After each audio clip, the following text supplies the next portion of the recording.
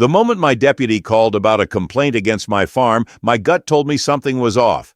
My name's Joaquin, sheriff of these parts, and nothing much surprises me until today. The complaint came from none other than Karen Salmer, the HOA President of No Fun Estate, a woman whose idea of law and order involved militant landscaping regulations and fines for breathing wrong. But this time, she wasn't just whining about grass height or mailbox aesthetics. She had stormed up to my gate, demanding to see the highest authority like she was summoning a royal decree. That's when I knew this wasn't just about my farm. Karen had a plan, and whatever it was, it reeked of trouble. I wasn't sure whether to laugh or be concerned, but I had no idea that this was only the beginning. What started as a ridiculous power trip would unravel into something far more sinister. Before it was over, the entire town would be turned upside down, and two earth-shattering secrets would leave everyone, especially Karen, completely speechless. And trust me, shutting Karen up, that was nearly impossible. Hey, before we jump into this wild story, I have a small favor to ask. If you could take a second to hit that like button and subscribe, it would really help our channel grow and bring you even more crazy stories like this one. Also, we love seeing where our audience is tuning in from. Drop a comment below and let us know which city you're watching from. It's always amazing to see how far our community is spreading. The smell of fresh earth and morning dew filled the air as I sipped my coffee, standing in my farmhouse kitchen. It was the kind of peaceful morning that made a man appreciate the simpler things in life. That is, until my phone rang, shattering the tranquility. Deputy Manny Ray's voice came through, laced with both amusement and mild disbelief. "Sheriff," he said, holding back a chuckle, "we've got a situation at your front gate. There's a lady out here raising hell, demanding we shut down a public nuisance." I raised an eyebrow. "Public nuisance?" "Yeah," he continued, barely containing his laughter. "Apparently your rooster crows too early, your farm smells like the end of the world. And, this is the best part, she wants to file a formal complaint against the owner." I took another slow sip of coffee, savoring the irony. "Manny, you do realize she's calling the police on the sheriff, right?" "Yes, sir," he snorted. "But she don't know that yet." That was all I needed to hear. Within minutes, I pulled up to my own front gate, where Deputy Manny stood off to the side, arms folded, clearly enjoying the show. Meanwhile, a woman in an overpriced blazer and a frown so deep it could sink a ship was pacing back and forth, exuding entitlement like a skunk sprays stink. As soon as my truck came to a stop, she pounced, pointing an accusatory finger at me. "Finally! A real officer! Now do something about this disgusting place!" I swung open my door, stepping out in my dusty work boots and well-worn jeans, the same ones I'd been wearing all morning while tending to my cows. Karen's nose scrunched up in visible disgust. She turned sharply to Manny. "Who is this man? I asked for the sheriff." Manny smirked. "Ma'am, meet Sheriff Joaquin. This is his property."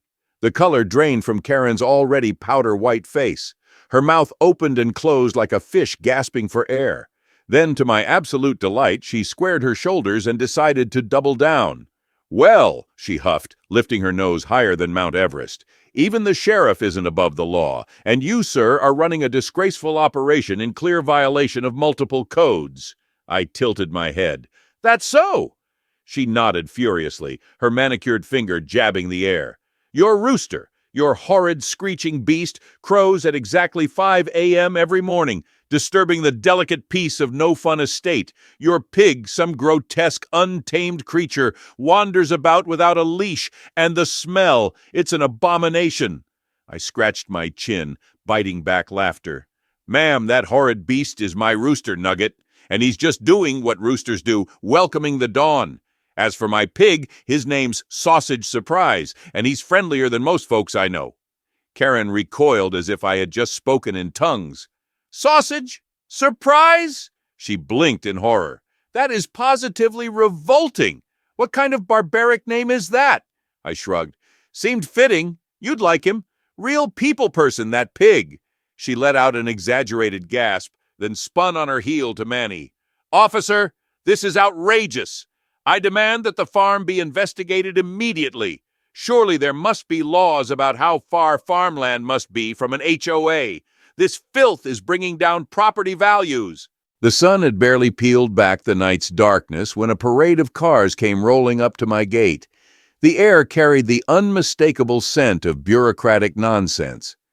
I stood on my porch, coffee mug in hand, beside Manny, who sipped his own brew with the relaxed amusement of a man watching a circus roll into town.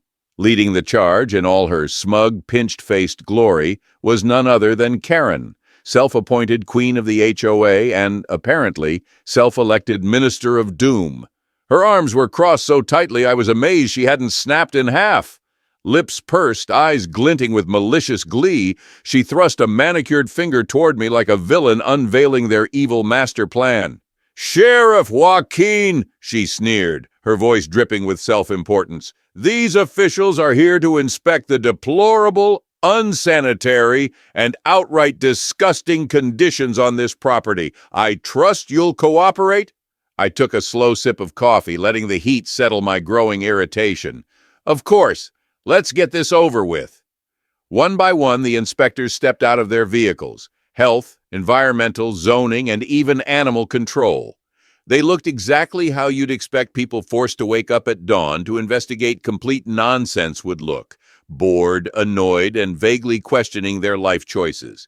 The health inspector did a thorough walkthrough of my barn, poking around with a clipboard in hand.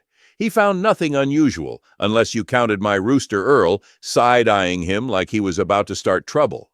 The environmental inspector tested the water in my small pond, dipping some fancy device into it. After a few seconds, he gave an unimpressed nod. "It's clean." The zoning officer measured, checked, and confirmed that, shockingly, no illegal fortresses or crime dens had been erected overnight. Finally, the animal control officer approached my prized pig, Sausage Surprise, who took one look at him, flopped onto his back, and rolled in the dirt like a pampered house pet. The officer crouched, scratched behind his ear, and let out a chuckle. "He's healthy. Seems pretty happy, too." Karen's expression twisted like she'd bitten into a lemon. Her eyes darted frantically from one inspector to the next, searching for even the smallest crumb of wrongdoing. But what about the rooster noise?" she sputtered. "Or the smell? And that pig, he's obviously a hazard." The group of inspectors shared a look, somewhere between pity and mild second-hand embarrassment. The health inspector sighed, rubbing his temples. "Ma'am, farmland tends to have roosters that crow and pigs that roam. Nothing here breaks any county rules." Karen's face turned a remarkable shade of beet red, but she didn't crumble. "Oh, no." She straightened her spine, forced a tight-lipped smile, and huffed, "Fine, but I'm not done." The inspectors, who had clearly reached their nonsense limit for the day, muttered their goodbyes and headed back to their cars, eager to return to real work. As they drove off, Karen remained standing at my gate, her jaw clenched, her fists balled at her sides. Manny, still enjoying the morning entertainment, took a long sip of his coffee before smirking. "She's like a dog with a bone," he mused. "Sure you want to let her keep going?" I exhaled, watching as Karen stormed off, already plotting her next ridiculous move. "I don't have a choice," I muttered. "She'll do it with or without my permission. Let's see what she comes up with next." Only a day later I found out what she had planned. The town council called a special meeting, something they rarely did. I showed up out of curiosity, took a seat in the back, and watched as Karen marched to the front demanding attention. "I propose a rezoning of the land by No Fun Estate," she began. "The farmland next door," she shot me a glare, "creates a health hazard and lowers property values. For the good of the entire community, I suggest we convert that farmland into an extension of the HOA's park system or another beneficial project for our residents." People whispered among themselves. The mayor rubbed his forehead, looking weary. "Karen, that land is outside city limits," he said. "We don't exactly have authority." Karen smiled sweetly. "But if we annex that area, we can enforce our rules. Think of the extra tax revenue. Think of the property improvements. No Fun Estate is known for its upscale image. Wouldn't it be nice to remove that eyesore of a farm once and for all?" My stomach twisted. This was bigger than petty complaints now. She wanted the town to annex my land so she could regulate it to death or force me out. As I listened, a thought nagged at me. Why was she so determined? Was it just about power? Then Manny, who'd come along in plain clothes, leaned over and whispered, "I hear rumors she wants to build some big spa or commercial space. She probably can't do it unless your farm disappears." I clenched my fists. "We'll see about that," I muttered. I started digging, and what I found? It was the kind of scandal that would make a soap opera blush. Karen, our dear, insufferable, power-hungry Karen, wasn't just obsessed with policing lawns and issuing ridiculous fines. No, she had much bigger dreams. Hidden away in property records and business filings was her little secret, a company called Heavenly Horizons. Sounds peaceful, right? Wrong. Karen wasn't looking to enhance the community. She wanted to build a high-end wellness retreat, complete with yoga studios, overpriced juice bars, and fancy cabins where rich folks could pretend to find inner peace while sipping kale sludge. There was just one problem. Her land in No Fun Estate, fitting name, was practically useless for construction. Something about protected wetlands, fragile ecosystems, and oh yeah, actual laws getting in her way. That's when it hit me. Karen needed a scapegoat. And who better than me? Her plan was so evil I almost had to respect it. Almost. She wanted the town to declare my farmland a nuisance. If she could get enough complaints filed, preferably from the terrified residents she bullied daily, then the county would have no choice but to hammer me with fines, condemn my land, and boot me out. And once I was gone, Karen would swoop in like a vulture, presenting herself as the community's savior. She'd pitch her retreat as a noble effort to beautify the area, conveniently forgetting to mention that she had orchestrated the entire disaster in the first place. Honestly, if she put this much effort into an actual job, she'd probably be running a Fortune 500 company by now. But alas, her talent was reserved for evil HOA antics and overpriced wheatgrass shots. I was furious. But also, I had to admit, this was some next-level villainy. She wasn't just a petty dictator drunk on HOA power. She was actively trying to ruin my life for profit.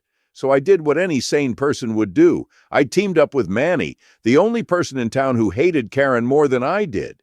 Manny had lived in Yonkai Estate long enough to see through her lies, and he had no patience for nonsense. Together, we paid a visit to the county records office, hoping to find something, anything that would expose her. We struck gold, with the help of some county clerks, who, might I add, were more than happy to throw Karen under the bus. We found documents proving that she was the one causing environmental damage. That's right, Miss Respect Nature was secretly dumping chemical runoff from her all-natural smoothie bar into the very wetlands she was pretending to protect. I could practically hear the dramatic music swelling in the background. Karen wanted to frame me? Well, let's see how she liked being the one under investigation. Now, I just had to figure out the perfect way to drop this bombshell.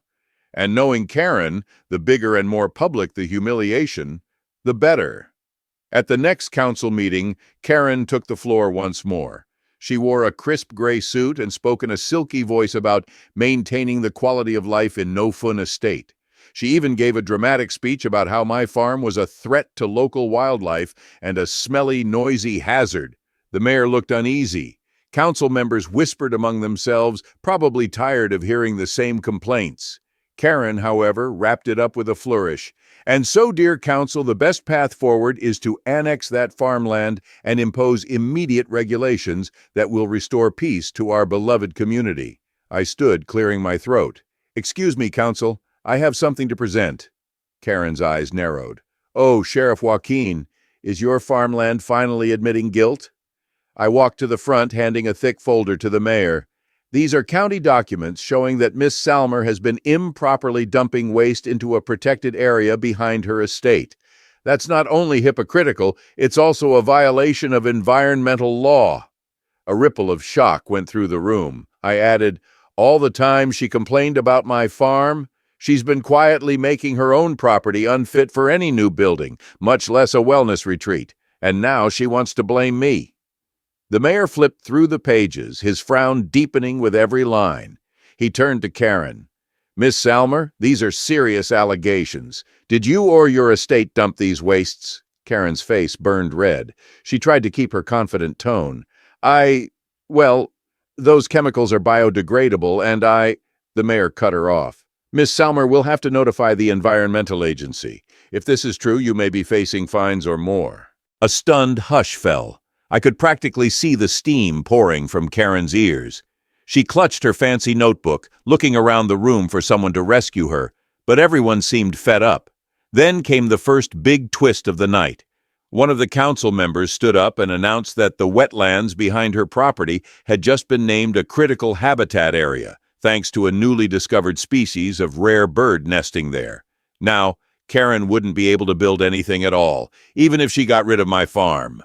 She slumped back into her seat, speechless. Suddenly, her brilliant plan was falling apart right in front of her.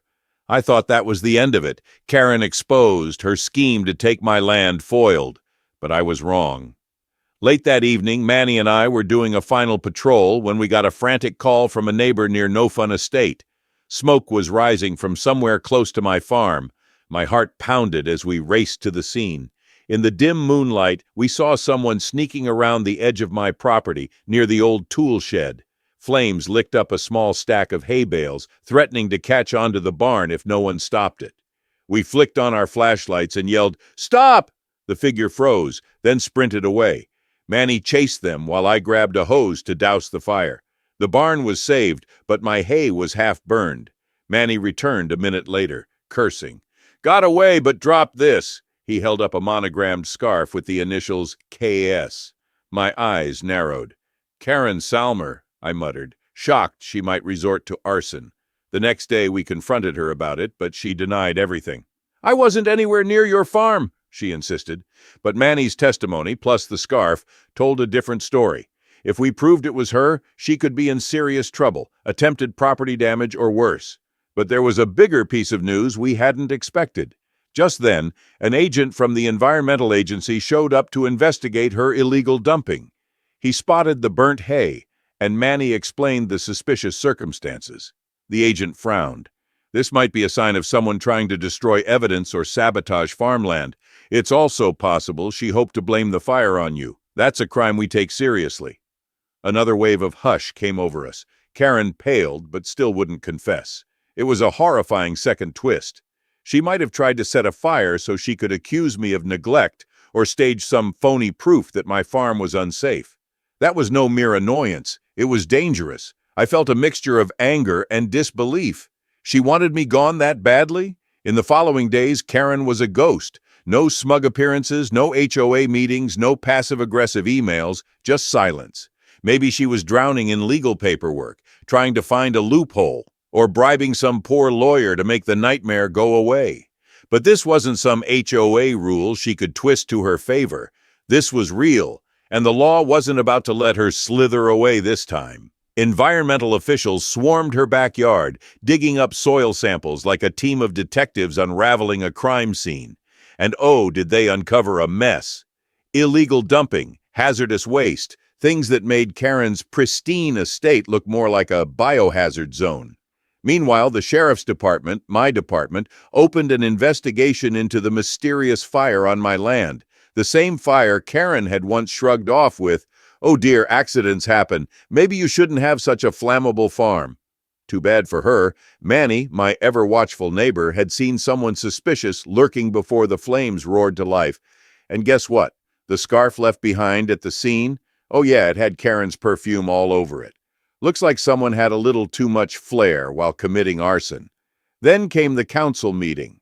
The energy in the room was thick with anticipation, like a courtroom drama about to hit its climax. When Karen strutted in, wearing oversized sunglasses like she was dodging paparazzi, you could practically hear the collective smirk of the room. The council members didn't even let her finish her first sentence before shutting her down. "Miss Jackson, until the investigations are concluded, we won't consider any annexation or rezoning. And if you are found responsible for the fire, you'll be facing criminal charges." Boom! That was the sound of Karen's last shred of power going up in smoke. Karen must have realized the game was over because after that, she tried selling her property. Fast. But, shocker, nobody wanted to invest in a place under environmental investigation and arson suspicion. Heavenly Horizons? More like Karen's personal dumpster fire. Meanwhile, life for me? It was better than ever. Sausage Surprise, my pig, freely wallowed in mud without anyone citing him for unsightly farm aesthetics. My rooster crowed at dawn, greeting the day without a single HOA fine in sight. Manny still laughed about the showdown, reminding me that no matter how many HOA rules Karen had thrown at me, she never stood a chance against the one thing she couldn't regulate: justice. Now, I won't get into the details of what happened next, because while I am elated, Karen's ultimate fate is, let's just say, a bit too solemn for our celebratory mood. But let's just say that orange is not her color, and she's going to have quite a bit of time to reflect on all those fines she so loved handing out. So, let's raise a metaphorical glass, not to Karen, oh no, but to the simple joys of life, to farms, to freedom, to pigs named Sausage Surprise, and most importantly, to the sweet, sweet victory of seeing an overpowered, entitled tyrant finally get what was coming to her. Because at the end of the day, you can have all the fancy titles, the political connections, the hoity-toity attitude, but if you mess with the underdog, oh, you better believe karma is going to show up with a vengeance. And trust me, karma had a field day with Karen Salmer.